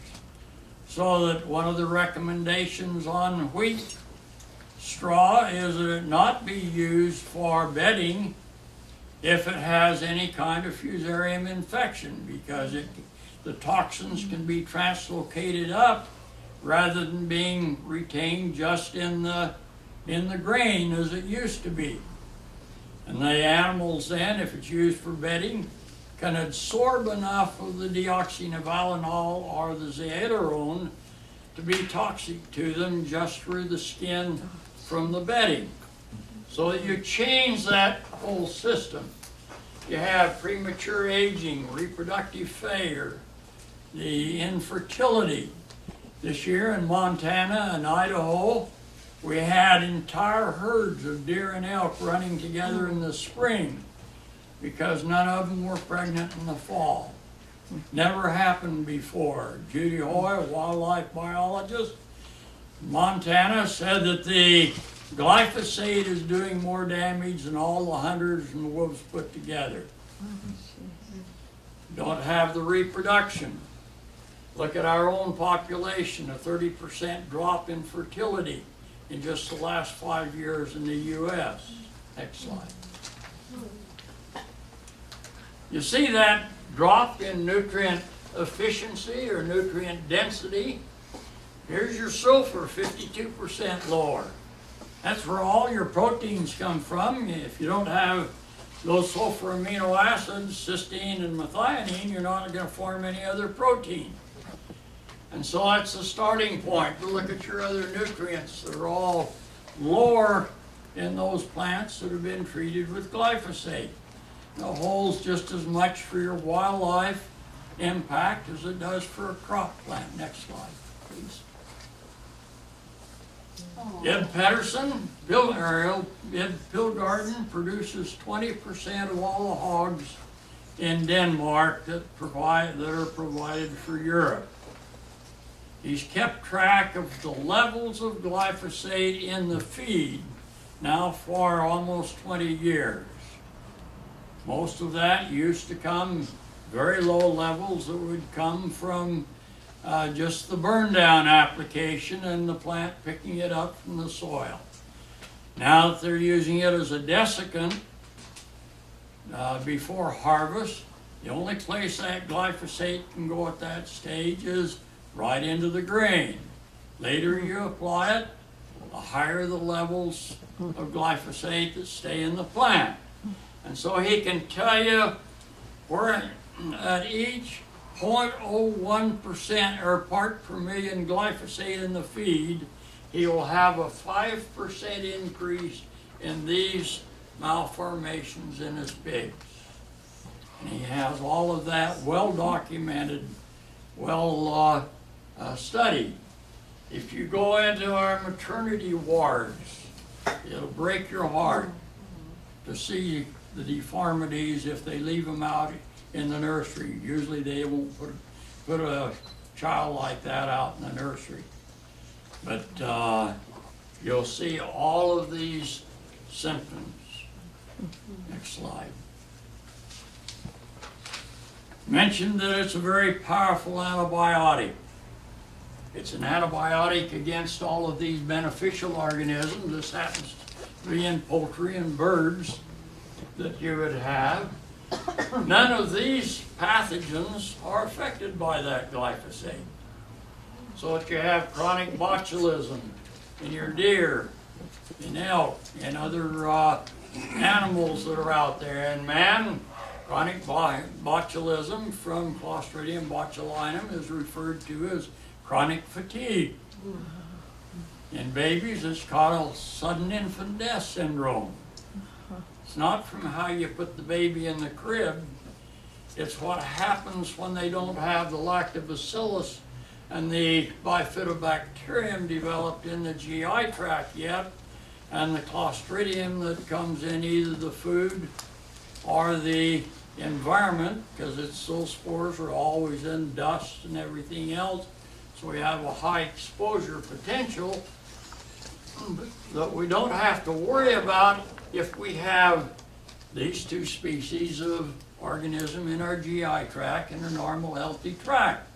So the American Academy of Pediatricians said, if you're going to start feeding your baby solid foods, continue nursing for at least 6 months, because it's the breast milk that provides that antibiotic or the probiotic benefit to build that immunity up against a lot of these organisms. If you have 1/10 of a part per million glyphosate in the breast milk, it's toxic to lactobacillus and bifidobacteria and those other beneficial organisms.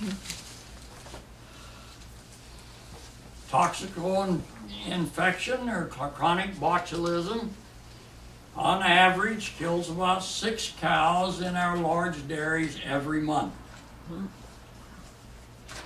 Same thing for deer, same thing for elk.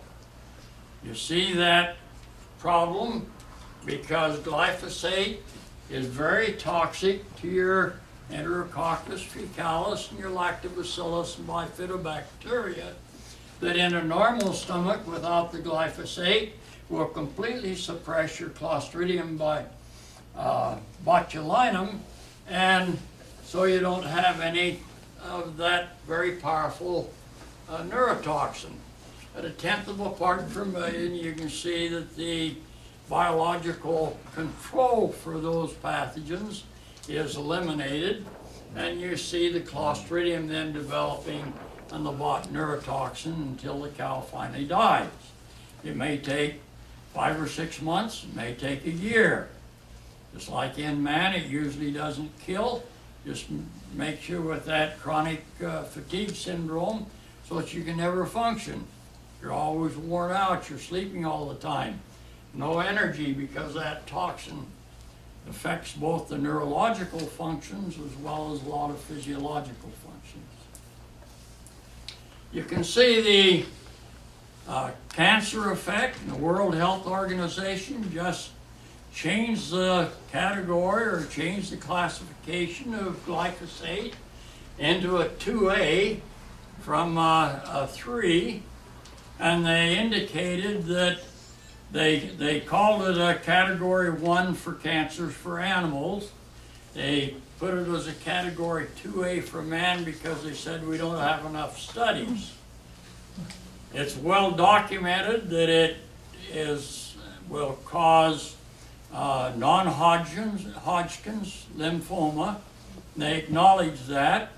They said we don't have enough studies to really document in humans, and one of the reasons is that we don't have a clean control. We have such a contaminated environment with our air and water and food that we don't have a clean control like we had with tobacco. And yet you look at the National Cancer Institute's annual report, and you see all of these cancers that we're going the wrong direction in. Those are all target areas, tissues for glyphosate. We've made some progress down here on these that are influenced and targeted by the lung cancer or the tobacco products. Those are all glyphosate target areas that we see moving out of control. Breast cancer used to peak at about 73 to 75 years of age. It now peaks at 43 to 45. 20-year-old males and females are coming down with breast cancer. You have to say, what's changed? Well, glyphosate indiscriminately used in the environment. Next slide. Is the disease control in the Department of Agriculture, they're giving the same classification as the World Health Organization? This is the World Health Organization's. But not, those other two don't? She's got the CDC. No. Okay. What this is this Oh, is okay. the actual, this is just kidney and renal pelvis cancer. You can look at liver cancer, you can look at breast cancer. The bars are the incidence, the changes in incidence. The red lines are the GMO crops and the glyphosate, the exposure, so that the glyphosate exposure comes from the U.S. Department of Agriculture, and the actual incidence of the disease comes from the U.S. Center for Disease Control. I'll show you what the curves look like for for a number of other diseases there. Again, the reason for not moving it to category 1 for humans like they did for animals was the lack of studies that have been done, not the lack of confidence that it's a carcinogen. You see the study of Cyrillinis, very clear-cut. European Food Safety Authority now has said that the protocol that was used is the protocol that they feel most comfortable meets the needs from a safety study. The study had been published for 16 months, and then when Richard Goodman, former Monsanto scientist, was appointed to the editorial board, all of a sudden there was an insistence that it be recalled. There is another thorough review of that by another journal, and it's been republished now so that it's material, it's not censored from the scientific literature. The interesting thing was that at parts per trillion, you see the increase in mammary cancer, the increase in kidney and liver diseases, and a number of other effects, extremely low rates on a chronic basis. Probably the most chronically toxic chemical that's ever been released in the environment. Next slide, please. So that when we look at the effect then on glyphosate effects on our wildlife, you see all of those problems that we see on humans. You see the underbite, malformed jaw. Most of these are symptoms of an endocrine hormone disrupting type of a chemical. You see some additional ones with the tumors and infertility over that endocrine hormone disruption, but you'll see those, and we can see some of them with the next slide. So that if you look at the wildlife, you can see the tumor up here. Looks like my circles didn't carry over when I transferred this. But you can see the tumor then on the female house finch, or the male tumor up on the neck with the male house finch, the dead eagle, and an aquatic herbicide from glyphosate. And you'll see all of those effects are the same. If you do the necropsy on them, you'll find the same effects on pigs or cattle or man from the chronic exposure to glyphosate. Next slide. Again, this from Kraskell's data and his studies. You see that deteriorated beak on the birds. The same thing as a cleft palate in man, or the underbite on deer, and we see a lot of our fawn that aren't able to grow because they can't tear the grass, and so they essentially die of starvation with that cleft palate type of an effect there. Cleft palates and that are epidemic in this country. We can surgically change that and correct it. Thank you. But it's the endocrine disruption that is causing that early in the developmental stages. Next slide.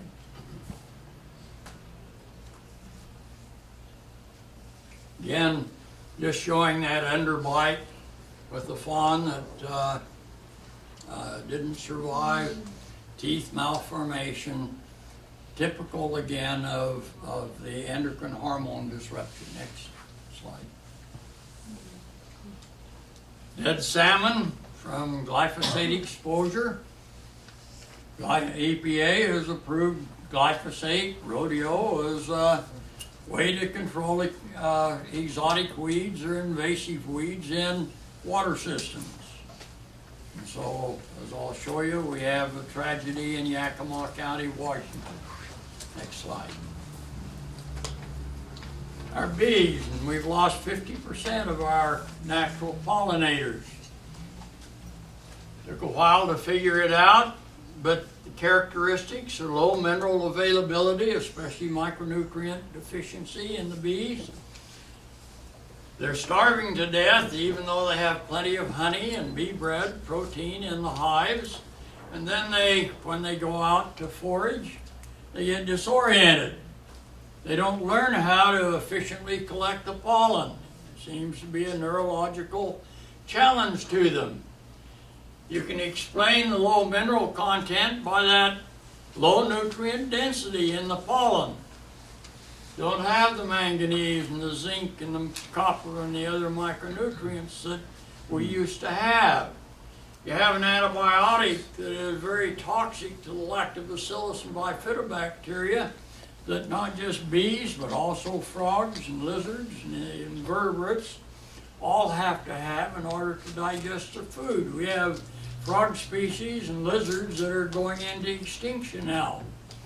Some areas you hardly ever hear a frog, and then you have that endocrine hormone disruption. And so you take glyphosate as a strong endocrine hormone disruptor with the neonicotinoid insecticides and other systemic endocrine hormone disruptor, and the bee doesn't have a chance. There's a direct toxicity also to the glyphosate on other physiological symptoms. Next slide, please. So you look at it, and you look at this is with a normal honey crop where the lactobacillus and bifidobacteria are digesting the honey and the bee bread, and it's a very fluid type of a system because it's being digested and utilized. When you have the glyphosate present, those organisms aren't there to do the digesting, and it's kind of like having a bunch of gravel in your stomach or your GI tract. They can't digest it. Tissue isn't nourished, and it finally dies, and then comparison to what you would see with a normal. Next slide, please. And so we have tremendous losses in our bees. There's some other chemicals that will contribute to that. Benamil, which we've eliminated 10 or 12 years ago, is still a very common fungicide that's used in New Zealand. 2 months ago, and when I was in New Zealand, I had a beekeeper come in, and he brought his label for carbendazole or Benamil that his neighbor had applied on a pasture for as a fungicide, and the label in New Zealand said harmless to bees. I sent him the label when I got back home from the U.S. as extremely toxic to bees, very acute toxin. But you see that loss from that endocrine hormone disruption and starvation, usually with colony collapse, you'll have a lot of the bees that never make it home. They're disoriented and die on somewhere else. Next slide, please. And then we have the tragedy in Yakima County, Washington. 2008, they had invasive species of weeds that colonized all 3 rivers that run through the county. The 3 rivers provide the irrigation water and the drinking water for everyone in the county. In 2010 then, they had a major spike in the number of anencephalitic children. That's where the brain develops about halfway. They're usually stillborn. If it's not stillborn, you get to hold your baby for 24 to 48 hours before it dies. Saw not only a spike in the anencephaly, but also the spinal bifida, cleft palates, and all of the other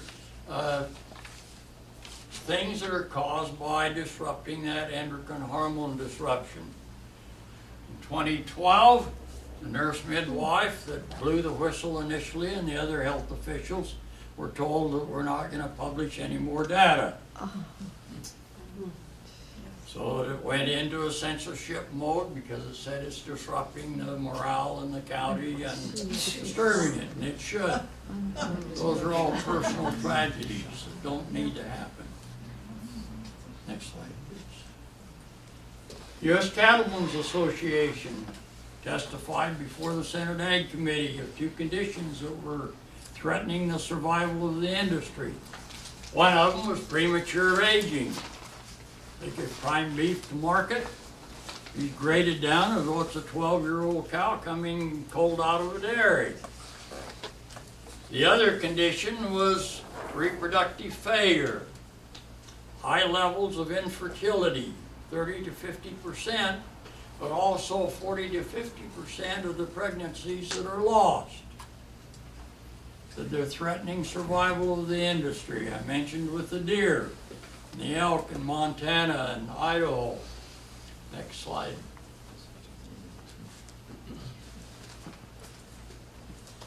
This is a study of 2 veterinarians surveying the dairies from Mexico all the way to Canada. And you see the same thing. Their question is, why are so many cows losing pregnancies? And you can see these are kind of average figures for, I just pulled out a few of the dairies, but you can see here, had only 40% of them pregnant to start with, or 48, and then you lost half of those, so that only 27 or 25% were pregnant after several months. Look at the number of services required, the infertility that's there, the lost pregnancies. You'll see the same thing with the deer and our wildlife. That tremendous impact. They said, well, what's changed? And you see that impact from the glyphosate, both changing the hormonal system as well as changing or creating some other factors that contribute to this reproductive failure. You have the legislature in Germany a year ago that passed a bill that you no longer have to declare the sex of your child at birth. You say, well, that's a dumb law. Why can't you just check the plumbing and write it down? The problem is that when you disrupt the endocrine hormone system, quite often you don't know what sex it is, and it gives the parents time to do the genetic typing before they rush into surgery. Try and give that child an opportunity to respond according to the genetic characteristics rather than the phenotypic that aren't clear. Next slide, please. You say, well, how do we get exposure to glyphosate? It's in that soil, it's chelated, it's available. We asked the same question on our sugarcane workers. We said, how in the world are they getting end-stage kidney failure from glyphosate when the glyphosate's applied as a desiccant 6 weeks before harvest? What's their exposure? It's all chelated, all tied down. Shouldn't have that much exposure until you realize that before they go into harvest, that cane is burned to get rid of a lot of the vegetation and to get rid of the snakes. And then they go in with the machete and they start cutting so that they have that charcoal and a lot of those minerals that are all chelated from that burned tissue that's then absorbed, taken into the body, and the kidneys can't handle the chelated mineral, can't eliminate it, so it plugs the system. You'll also find that they'll cut a little chunk of that stalk quite often and chew on it. Get that sugar and the energy and that. And as they're chewing on it, that's where the glyphosate accumulates, in those storage tissues. Next slide.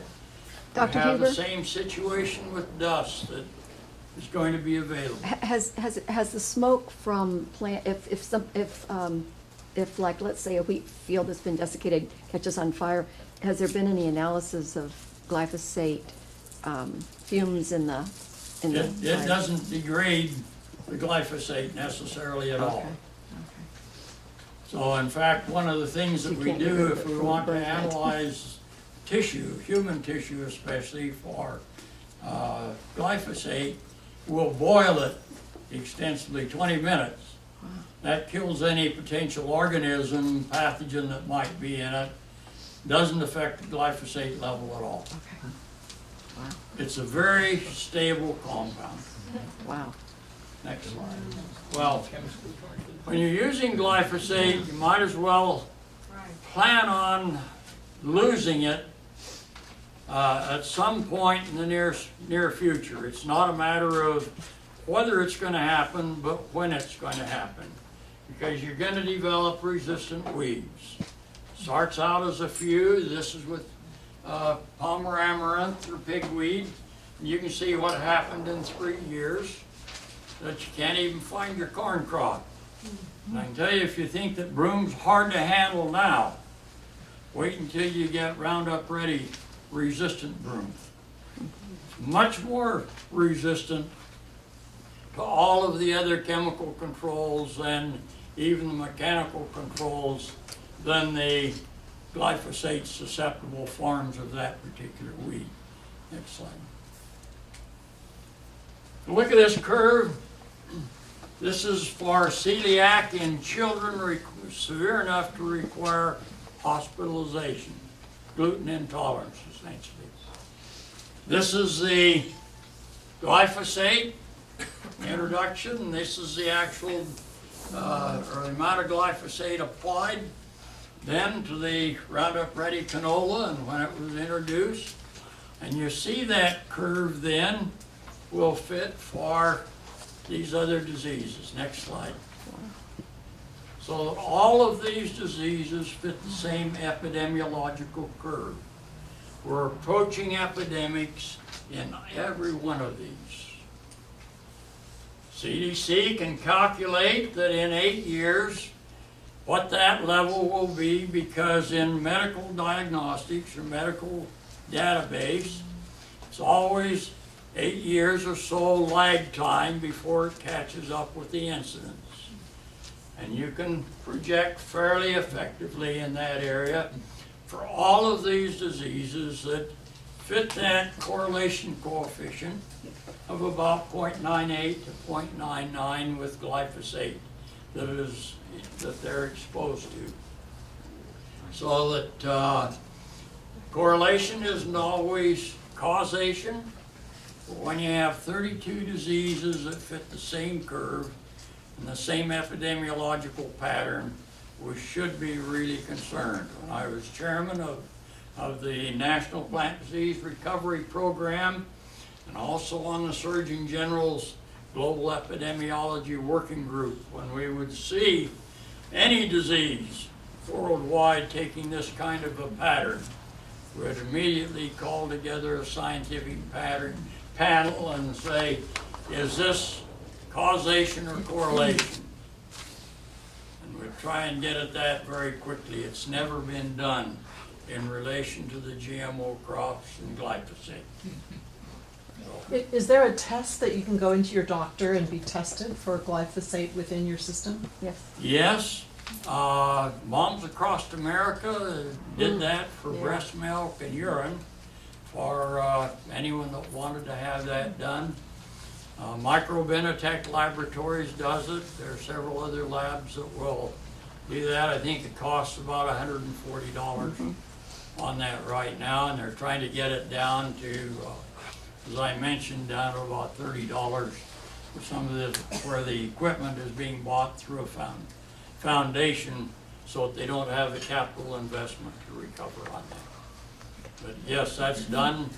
I know several in Iowa that had it done, that tested their urine here about 6 months ago, and they were shocked to find out how much they had. And there are some things then that you can take the humic acid or humic acid clinoptolite will actually pull that glyphosate out of the body. But next slide, please. You can look at all 32 of those with the actual data. This is some data that Dr. Nancy Swanson in Seattle has put together from CDC and USDA data, but you see that same general curve for all of those diseases. Next slide, please. End-stage kidney failure, again, you see the same general curve, general effect there, and that tragedy then in El Salvador and Sri Lanka and many of the Central American countries here from that exposure to the glyphosate, and the sugarcane workers are where it's used as a desiccant in rice in Sri Lanka. Next slide, please. Again, the toxicological data, if you look at that, you'll find that the EPA tolerance levels will be as much as 4,000 times what the actual toxicological data is documented as being serious problems for us. Next slide, please. If you look at the combined risk factor, or the dietary risk factors, as Chuck Benbrook at Washington State, you see an 82.7 for glyphosate, 14.9 for the neonicotinoid insecticides, and you see less than 1% for all of the other pesticides combined as far as what your dietary risk is there. Next slide, please.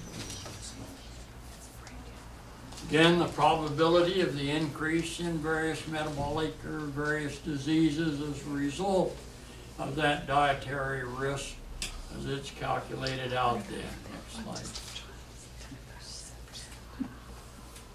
You see the concentration then in urine, how much higher it is in the U.S. than it is in Europe. You see also the amount in breast milk, much higher. It's a bioaccumulating compound, much like DDT was. It accumulates in the brain, in the bone, in the liver, the kidneys, and the reproductive organs.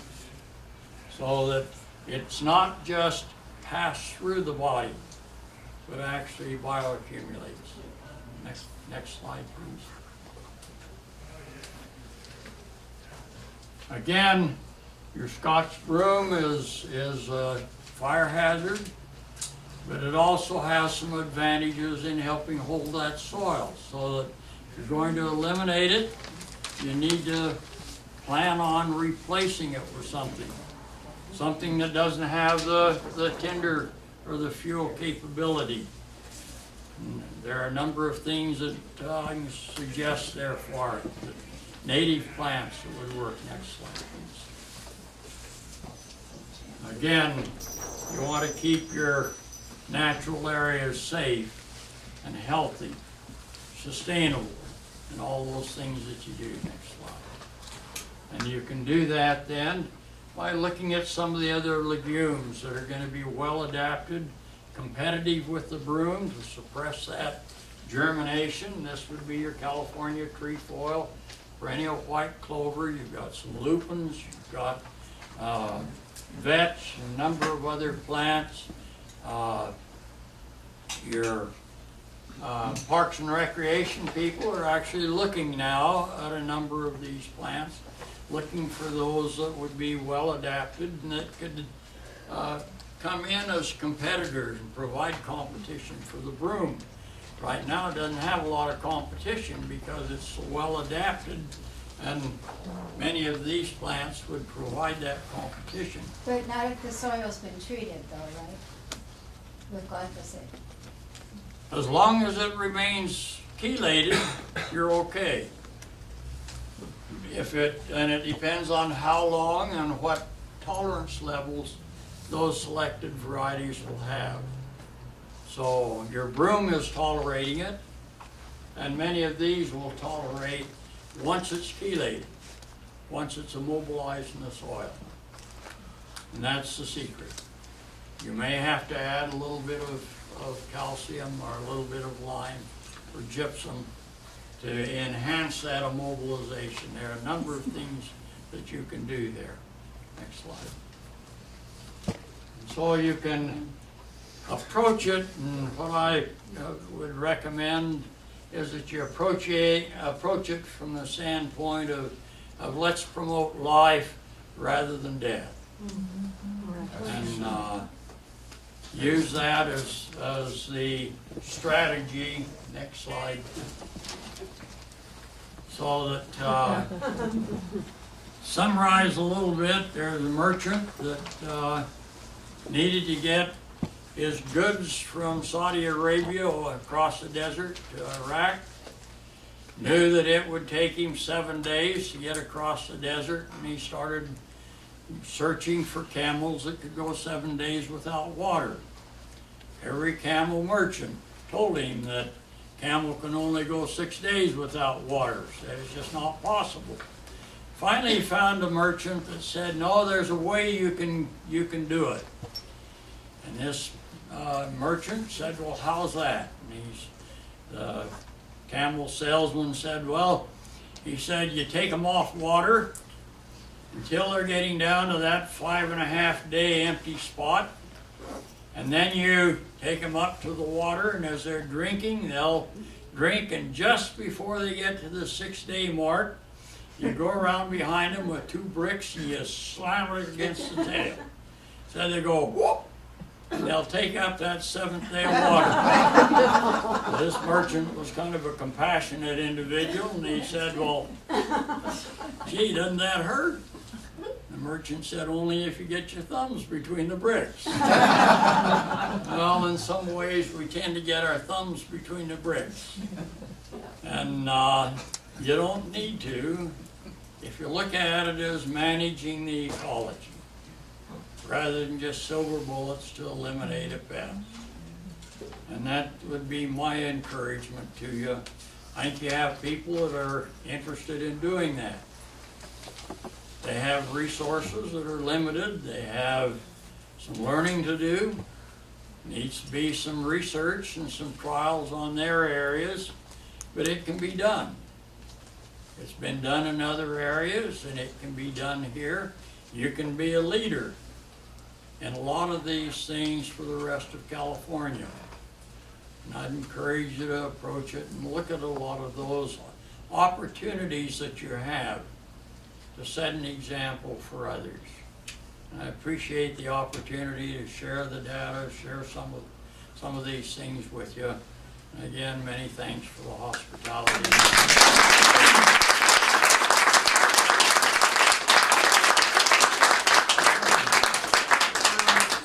To end this on a bit of a positive note, let me remind you or tell you if you don't know that we had a huge victory July 7th with the Marin Water District, which has now removed consideration of any use of herbicides from the 22,000 acres of the Marin watershed.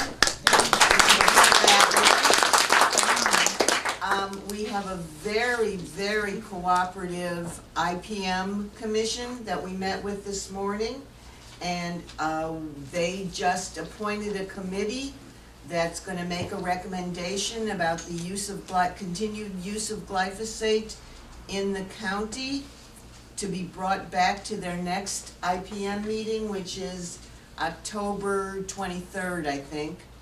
And we're hoping we get a positive recommendation in terms of ending glyphosate. And their recommendation, once the board votes on it, and we know we're not there yet, will be taken to the Board of Supervisors. There's a large group, and getting larger, of us in Marin County who are working on pesticide-free Marin by 2016. If you'd like to help, we're working on the county, all the cities except for 3 cities that already actually don't use pesticides, all the school districts, and then we want to move to personal use, because of course the biggest offenders are the people who use it in their own gardens and lawns. So we also want to target stores in Marin County, get them to stop selling it. So if you want to join with us, please give me your name and phone number or email or some way, and we'll let you know about ongoing actions. Thank you all very much.